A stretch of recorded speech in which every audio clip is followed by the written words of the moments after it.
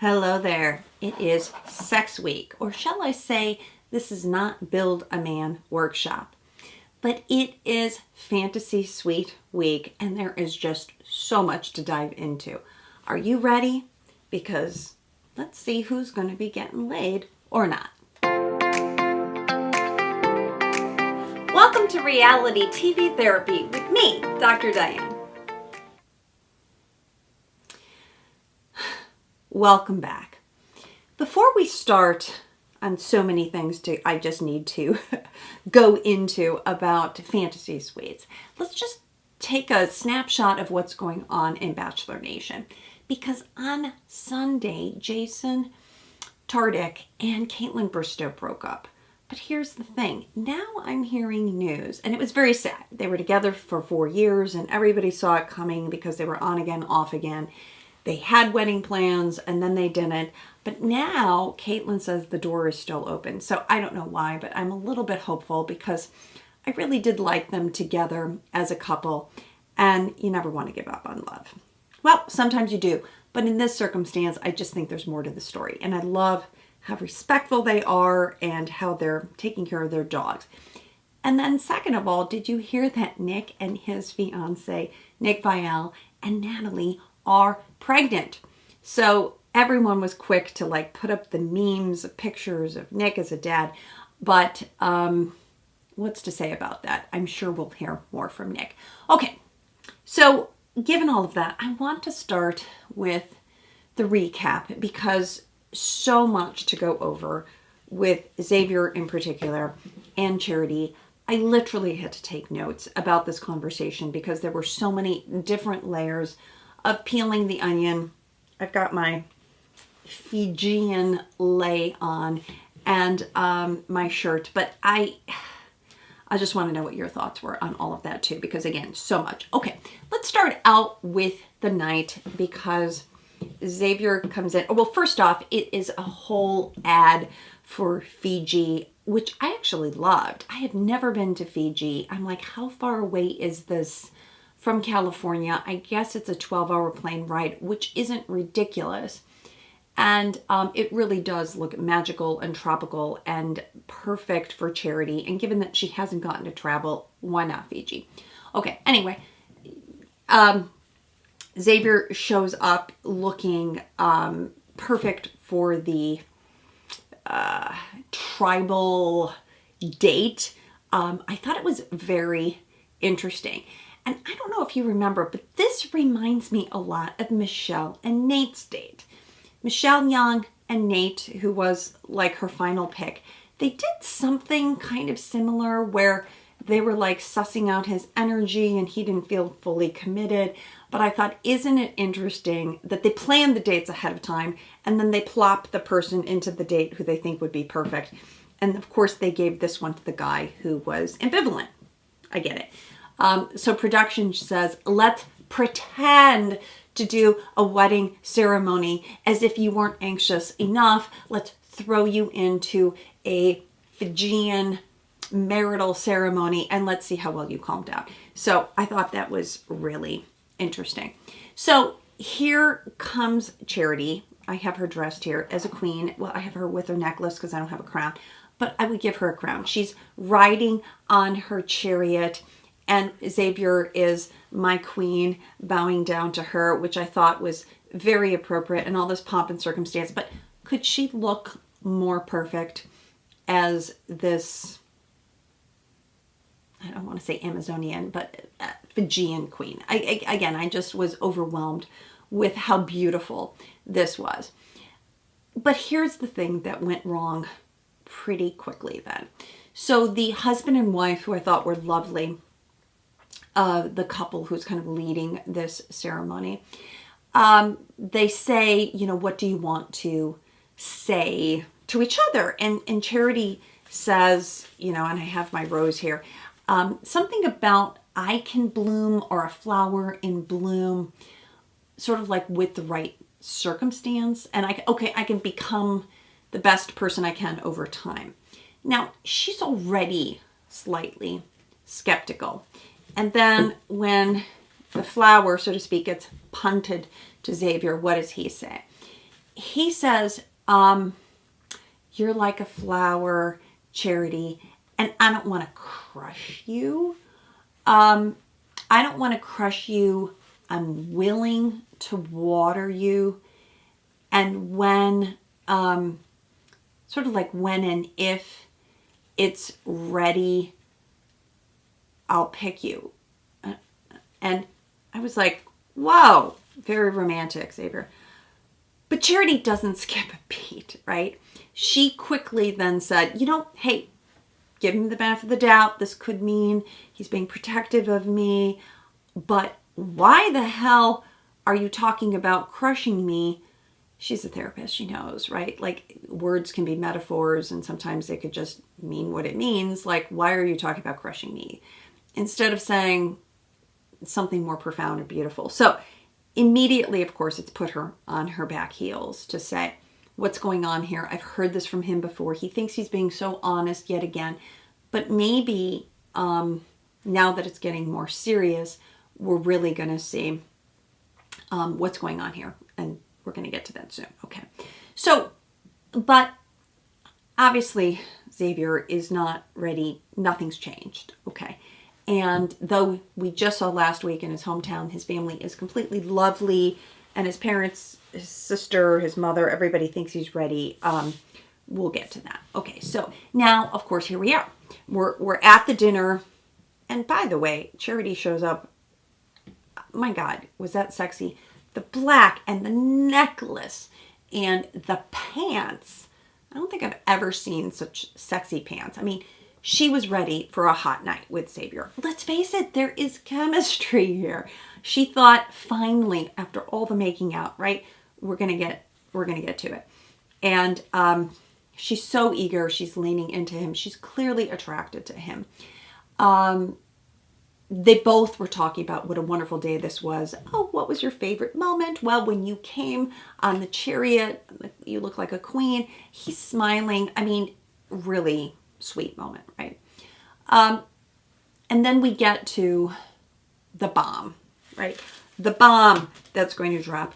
And he says, right, there's something I have to tell you, which we can all appreciate that. This is not hard. This is not hard. This is not easy for either one of them. This is a hard conversation to have.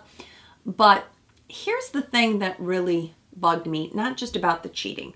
Okay, even before we get to the cheating, he says, for a long period of time, I just wanted her, meaning my ex, to do and be who I wanted her to be.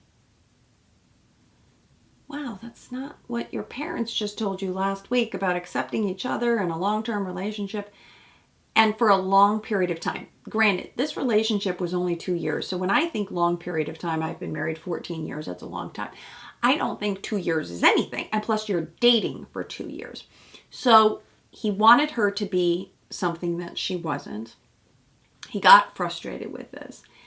And then was it his answer to cheat, or then he was in a situation where there was temptation? It sounds like he was on a guy's trip with his buddies and there was an opportunity. And then for 5 days, we don't know, is this 5 partners? The same person for 5 days? I don't know. But he cheated on his girlfriend and then obviously felt bad about it. And now tells Charity. Okay. So, but tricky is what wasn't said. Okay. What Xavier didn't say is, oh my God, I need to tell you, because I know this is your trigger, or this is the biggest worry, concern. You've been consistent from the beginning, Charity, that this is the one thing that you will not tolerate. And I've been so anxious, and I'm telling you now, and I know it seems late in the day, but before we get into fantasy suites, I want to assure you that I've learned, I've changed, I'm a grown man. I know the pain that I caused. I will never let this happen again. And that's why I'm telling you. And he did say, I don't want this to define me. Okay. Here's Charity taking sips of her champagne. She's obviously trying to self-regulate herself, breathe. She gets up, she walks away. You know, she's talking to the camera. Clearly, she's pissed. Who wouldn't be? She's laid it out, tried so hard to say, these are my red flags, these are my boundaries, these are my triggers, and he's just like stepping over those. So, but people were questioning, why did Charity give Xavier so many chances? She comes back, but here's something that I think was really important, and here's where the healing happened. Remember last week in the hometown, if you didn't see it, check out that video where I said I thought Aaron was really healing with his parents because they had this moment of talking about how proud they were of him. But here's Charity's moment of healing. She wants to get more details because asking her ex, who also cheated on her, not a mystery, sometimes you walk away and you think all the woulda, shoulda, couldas. Was it this? Was it that? How about this? How about that? How many times could he have changed? And here, she's not leaving any stone unturned. And this is a conversation we really don't get to see very often. People talking about real life experiences like cheating, and Charity is not afraid to get the details. She can hold space. As therapists, we're trained.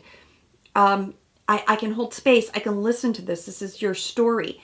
And it is his story. This isn't about her anymore. She's not being cheated on. She's listening to Xavier. What did he learn? How long did it happen? Etc. But she's asking profound questions. When? How many times? For how long? What did you do after? What did you learn after? These, and then bringing it back to her, can you reassure me that this is not going to be my future? Okay.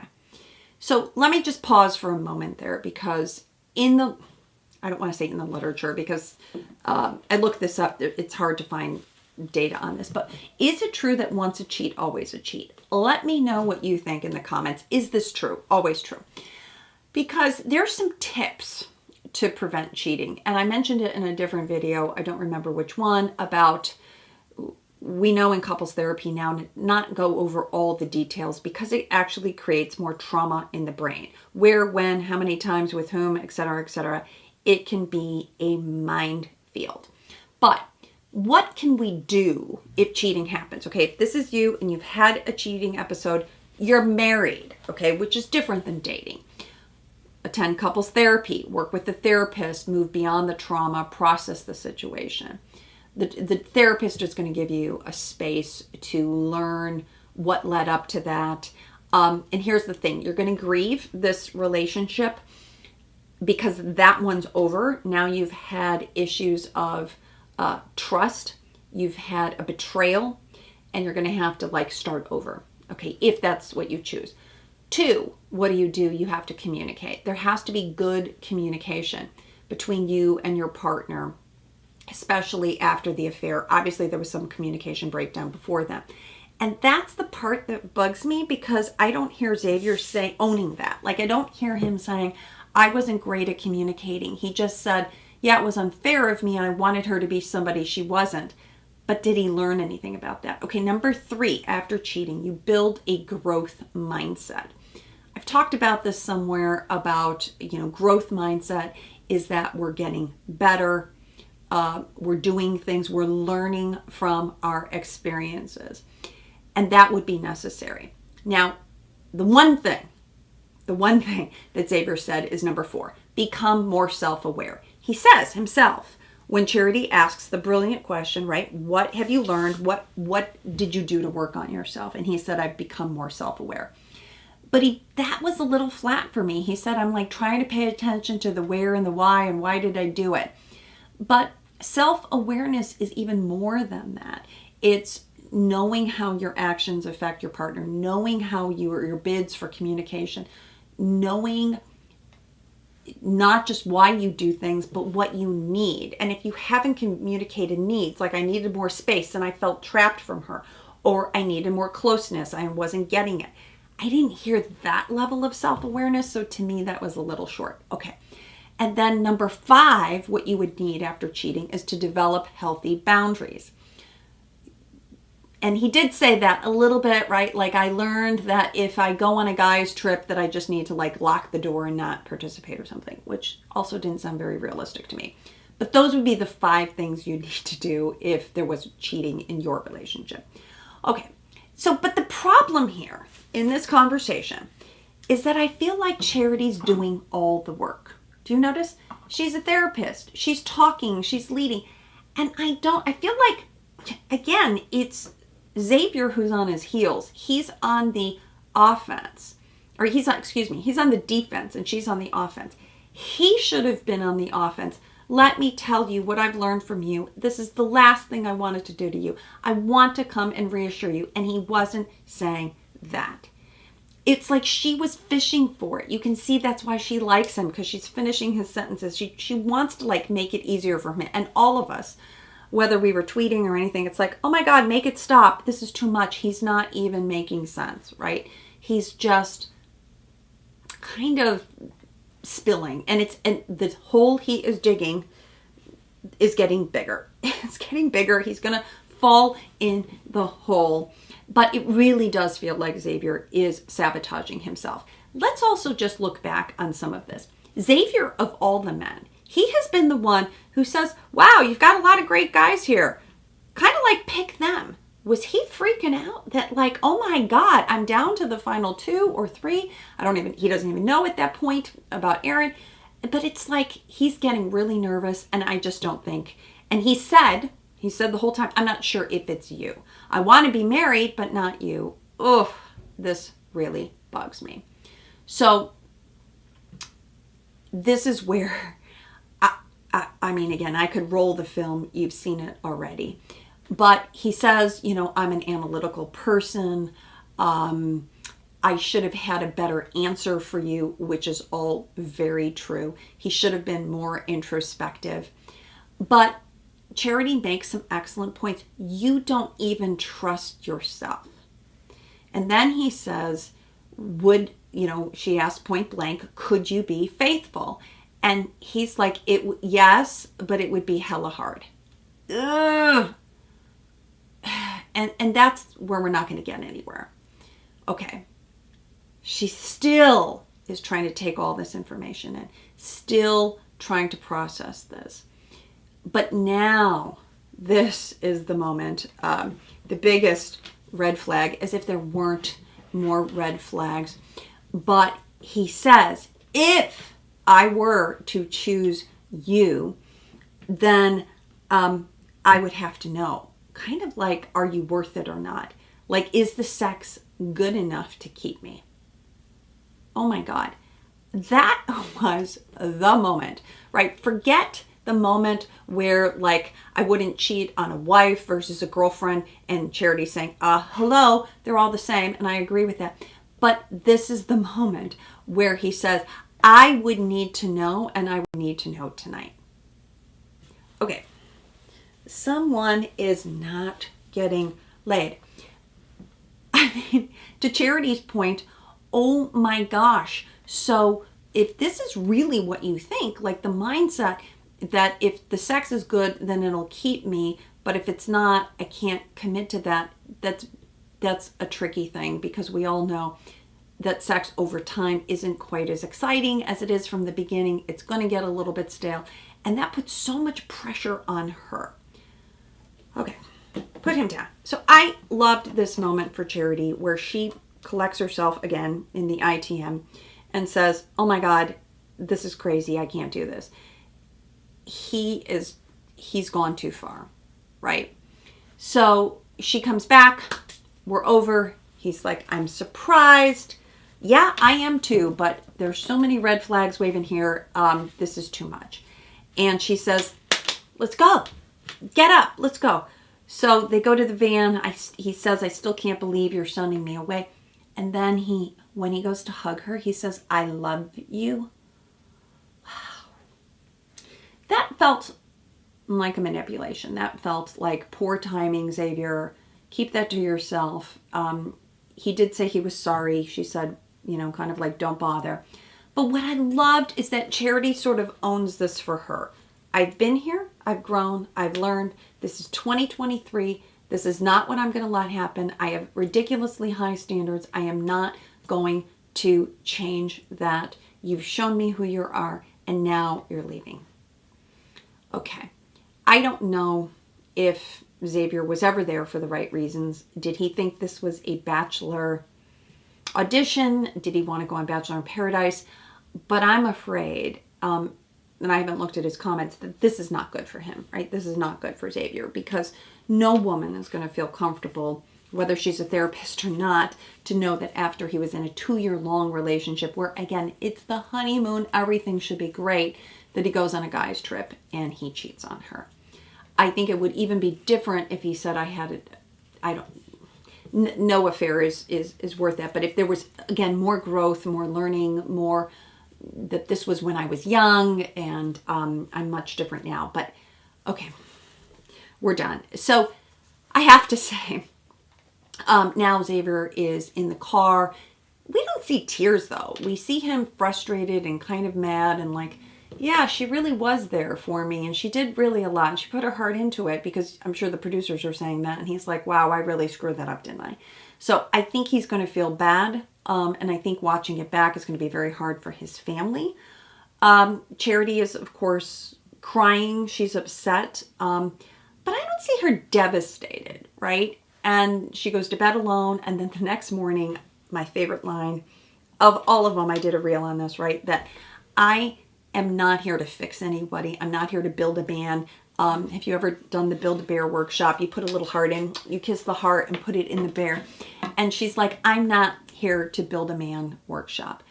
So I loved that she just composed herself quickly. I think she's a secure functioning person because she can move so quickly on and just recognize this was him, this wasn't her. He tested her and she said, hell no.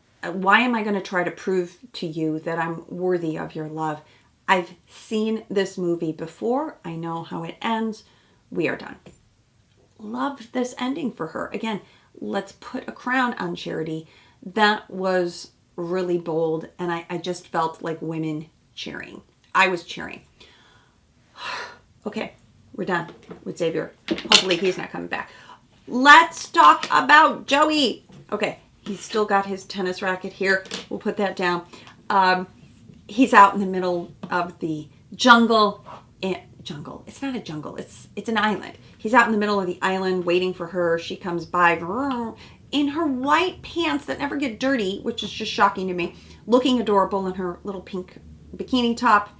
That was cute. Then I'd wonder, did the producers, do you think they cut the engine? Like, what was this about? And it was actually more romantic for them to be walking together to this waterfall. Who knows, right? There are people right there. I'm sure they have another dune buggy that they can take them in. But poor Joey needs a haircut. I just feel like, oh my gosh, his hair is kind of wild at this point. He's sweet, right? I feel like Joey is like Brandon. Like, there is admiration there, and I see like the sweetness, and she cares for his character, but I just don't feel the romance. I just don't. I mean, I think they're attracted to each other, sure, but I just don't feel the same that I felt with Xavier and with Doton. Okay, so the date itself is cute, right? Cute, nice, nothing that spectacular. Hard to know. We're even in Fiji, because that could be Hawaii. That could be a lot of tropical places. There's a waterfall, yes. Looks like, you know, Joey's in his kind of Bachelor edit mode. You know, I like Joey, right? He's great. Now when we get to the evening portion is really where we get to the deeper conversations, because remember, it's been left hanging over Joey's head that his uncle in particular might have screwed some things up for him. So this edit it wasn't as satisfying to me as I would have hoped. He says to Charity, yeah, I know my hometowns didn't go great, and that sometimes I have a way of being different. Like, people project onto me something, and I don't want to disappoint them. I'm sort of a people pleaser. But that's different than the uncle saying, are you getting the real Joey? And so he leans into sort of this anxiety part, and I got to tell you this, that whole thing doesn't bode that well. We've seen this many, many times for The Bachelor. So if Joey becomes The Bachelor, as many people are thinking, I don't like anxious bachelors. That was Zach's Shellcross, right? Making lots of moves, thinking he was more emotional than he was. We've seen this before. So okay, you're anxious, Joey. I get that. We all have different sides. And again, she's a therapist. She leans into that. Thank you for telling me. I just feel like Joey is safe. She's not worried that Joey's going to crush her heart. She's going to take him to the end because he's just a safe guy. They do have their overnight. That's very sweet. I love that Charity's like, okay, close the drapes. We're done with you people. Let them have some privacy. The next morning, they're lying in bed. Joey looks very lovingly at her. The two of them do not want to leave each other. I don't want to leave you. I get it, right? It's sad. You have some intimacy. I like that we're not talking about what happens behind closed doors. All of that's great. Okay.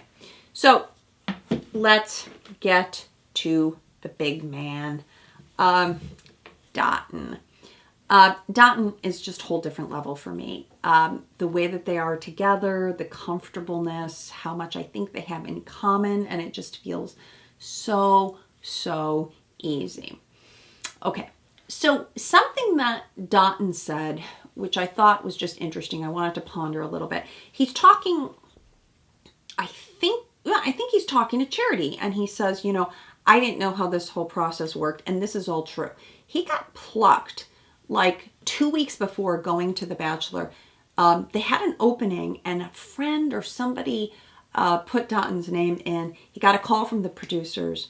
Obviously, he's a great fit for Charity, and he went. And supposedly, he didn't know that much about the show.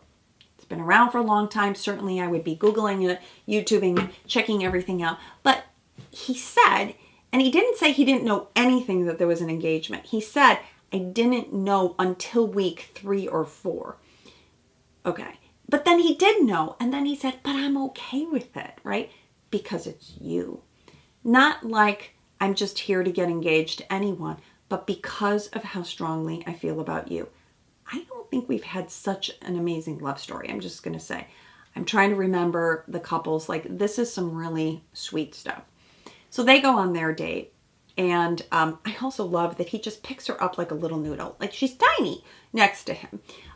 They go on their jet skiing date. Doton's got a bunch of tats. He looks great. She looks amazing. Her hair is flying. And he says, I'm going to get into trouble because I'm going to hit her or like make a fool of myself because I can't stop looking at her. Like, that is just, he's so enamored with her. And I noticed one more date, very active, right? They go on some adventuresome dates, right? They did the bungee jumping, they did the running, now the jet skiing. I think this is just where she is fun and flirty. And she says, her hair is flying and she's young. And I love when she like comments on herself. It's just so positive. Okay. So in the evening portion then, these two are just smoldering, right? They both look lovely. Charity, again, takes care of others. Do you have any fears about me? She says. And he says, no, nothing's come up. I've thought a lot about it. So it's not like, I don't have any worries about you. I've thought about it, and I realize I might have to make some sacrifices. But that's kind of what's crazy about it. They're both commenting on how easy this relationship has been, i.e. no drama, positivity. They haven't had any issues. Now, then Doton, I think, which is very wise of him, he said, in New Orleans, I sat with, and I told you that I was falling in love with you. He's anxious. He doesn't know how she feels at this point. We know that she's in love, but he doesn't know. And so then Charity spills to Doton, I'm 100% where my heart is. Being able to say, I love you. I don't want to hold it back. I'm totally in love with you. And they both are totally in love. Love, love, love this. And then the two of them, yes, go into their fantasy suite. We imagine they have a lovely time. You see the shoes. And so when you see the shoes, you always know that something happened. We didn't see those with Joey, though. And they're together the next day. So many lessons we can learn from this one. So back to, what did you think how Charity handled that situation? I thought she did a beautiful job. Ask specific questions so you won't, after the fact, think the woulda, shoulda, coulda, I coulda, woulda, shoulda said this. But when you feel convicted that somebody's not right for you, it doesn't match the timing, people sometimes try to stay in something because they think they can rise up, but you have enough behaviors at that point to say this isn't a fit for me, and then act on when you see the red flags. The problem is you have to act on them. You have to get up and walk away, and that's hard to do. But I promise you, there's someone better who's a green flag out there for you, but part of dating is having to say goodbye to some red flags. And wouldn't you know how funny it was? I love the meme of Xavier knitting the red scarf, and it's a red flag. So I'm going to leave you with that. Let me know what your thoughts were. And just so excited for the men tell all and for hopefully one of the most romantic proposals we've seen. All right, see you soon.